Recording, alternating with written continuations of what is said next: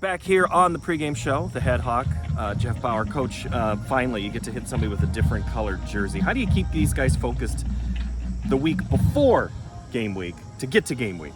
Oh, it's been tough. Obviously, we had the Valley scrimmage last week, which we got to look forward to, but after 9-10 weeks of the summer of just each other and then loving the Valley was exciting to get to go do and see someone else. And so obviously now this week it's they're pumped up. We're excited. Tonight you already play the team that you probably know the best and guys know the best. You know there's messages, there's between back and forth. You saw him in the Dome last year, you saw him in the opener last year. How do you keep focus on a night like tonight? That's a big secret, I mean, that's the big question, how you do it. And we've been trying, hey, it's just about us, it's just about us. Hopefully they get the message.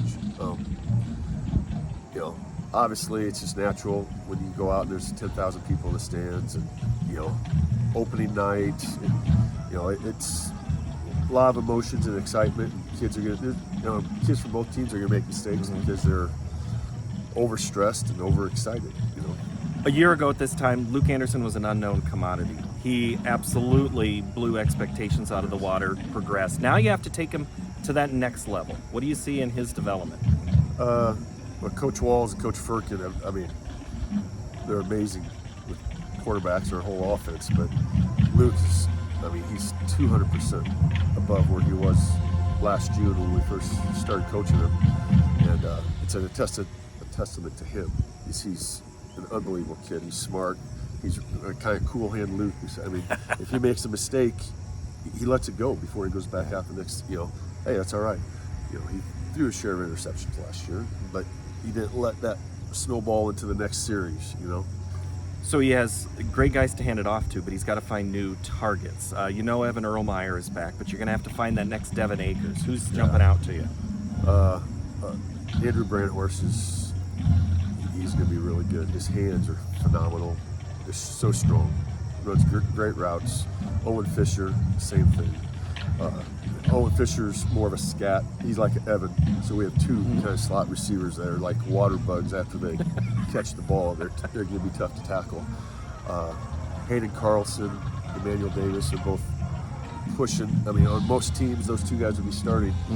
But we have a lot of guys, and obviously Ken Hankis goes from running back out to wide receiver a lot. So there's a lot of speed and a lot of talent out there.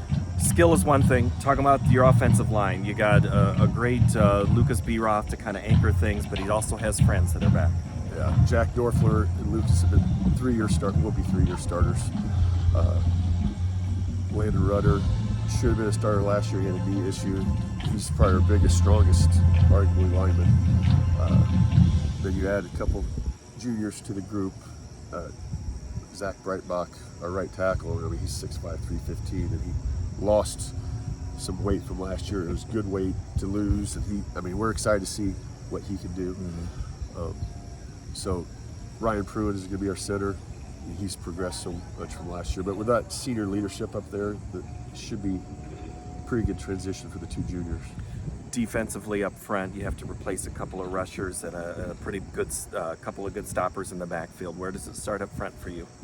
Well, Manning Allen obviously took over week 2 at nose tackle and did a great job. He's just different. Most linemen don't see that speed at the nose tackle position. But then my 4 defensive ends who we have this year, we're so excited to watch. As far as Andrew Haase, who was here last year, Kingston Poppy, and Minner, who was a freshman who we brought up last year as a sophomore. He's going to be really good. But the last one is Carson Bernholtz, who hasn't played football before. And people will get to understand what Carson Bernholtz is about. Are you saying we're going to say his name a couple of times this season? I have a feeling you will. Yeah. But you have to replace a Connor Kaiser and a Dylan Doherty in the backside.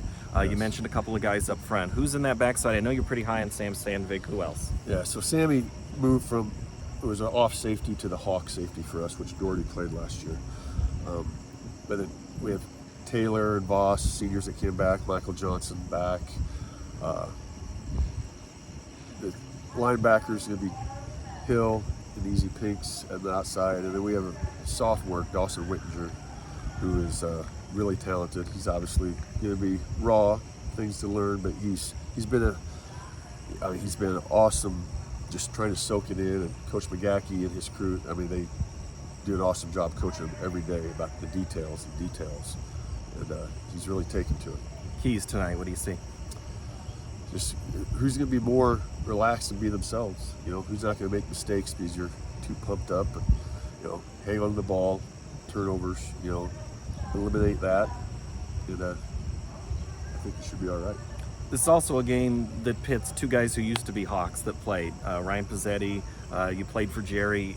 This is a thing where it's a community game. Is that even mentioned with these guys? Well, I mean, obviously, everyone talks. I mean, the kids know each other. They're friends with guys up there. I mean, they have a lot of good kids. You know, they're coached well. I mean, this community, obviously, this football game means a lot too. So, you know, it's unfortunate some of the stuff that happens. You know, because 98% of the kids aren't involved in any of that stuff. You know, it's too bad social media.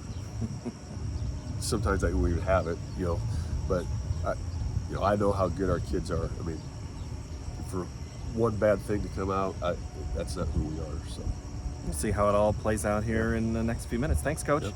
That's Jeff Bauer, head Hawk. Our pregame show continues after this on CISN.